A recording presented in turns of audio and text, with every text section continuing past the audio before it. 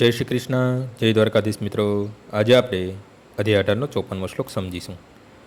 બ્રહ્મ ભૂત પ્રસન્નાત્મા ન શોચતી ન કાંક્ષતી ક્ષમઃ સર્વેષુ ભૂતેષુ મદ્ભક્તિમ લભતે પરામ. આ પ્રમાણે જે દિવ્ય અવસ્થામાં રહેલો હોય છે તે તરત જ પરબ્રહ્મની અનુભૂતિ કરે છે અને પૂર્ણપણે આનંદમય બને છે. તે કદાપી શોક કરતો નથી કે કસાયની કામના પણ કરતો નથી. જીવ માત્ર પર સંભાવ રાખે છે. તે અવસ્થામાં તે મારી શુદ્ધ ભક્તિ પામે છે.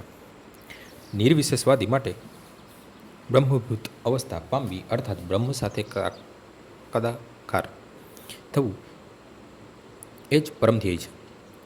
પરંતુ સાકારવાદી શુદ્ધ ભક્ત માટે આનાથી પણ આગળ વધીને શુદ્ધ ભક્તિમાં પરોવાઈ જવાનું હોય છે. આનો અર્થ એવો થયો કે પરમેશ્વરની શુદ્ધ ભક્તિમાં સંલગ્ન ભક્ત પહેલેથી જ મુક્તિની અવસ્થા પ્રાપ્ત કરી ચૂક્યો હોય છે.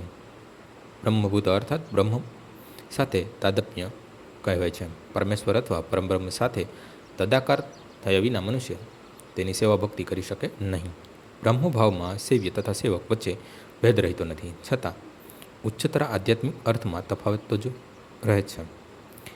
જીવમાં ભૌતિક દ્રષ્ટિબિંદુએ જોતા મનુષ્ય જ્યારે ઇન્દ્રિય તૃપ્તિ ખાતર કાર્ય કરે છે ત્યારે દુઃખ હોય છે, પરંતુ દિવ્ય વિશ્વમાં જ્યારે જીવ શુદ્ધ ભક્તિમય સેવામાં પરોવાય છે ત્યારે કોઈ દુઃખ રહેતું નથી.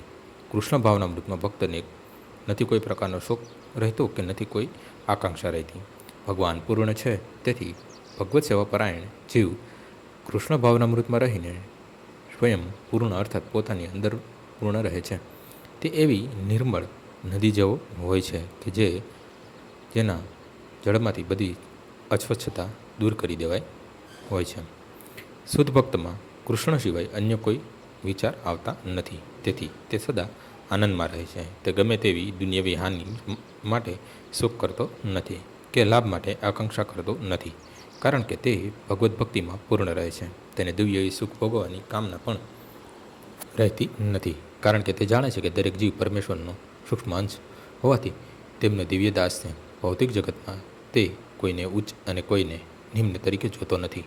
આવા ઉચ્ચતર તથા નિમ્નતર સ્થિતિ ક્ષણભંગુર હોય છે અને ભક્તને ક્ષણભંગુર પ્રાકટ્ય કે અપ્રાકટ્ય સાથે કશી લેવા દેવા હોતા નથી. તેને મન પથ્થર અને શૂન્ય સમાન હોય છે. માટે આ બ્રહ્મભૂત અવસ્થા કે જે શુદ્ધ ભક્ત સહેલાઈથી પ્રાપ્ત કરે છે, જીવનની એવી અવસ્થામાં પરમબ્રહ્મ સાથે તાદાત્મ્ય અને પોતાના વ્યક્તિત્વના વિલયનો વિચાર સુધા નરકીય બની જાય છે.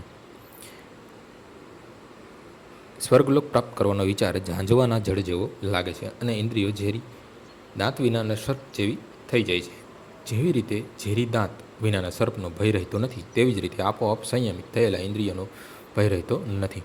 ભૌતિકતાથી ગ્રસ્ત થયેલા મનુષ્ય માટે જગત દુઃખમય છે, પરંતુ ભક્તિમાં માટે તો સમગ્ર જીવન જગત વૈકુંઠ તુલ્ય હોય છે.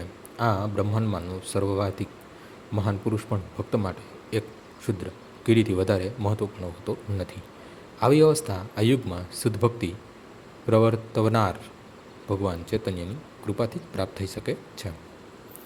આજનો શ્લોક અહીં પૂર્ણ થાય છે. આવતીકાલે ફરીથી સવારે 6 વાગ્યે મળીશું. જય શ્રી કૃષ્ણ.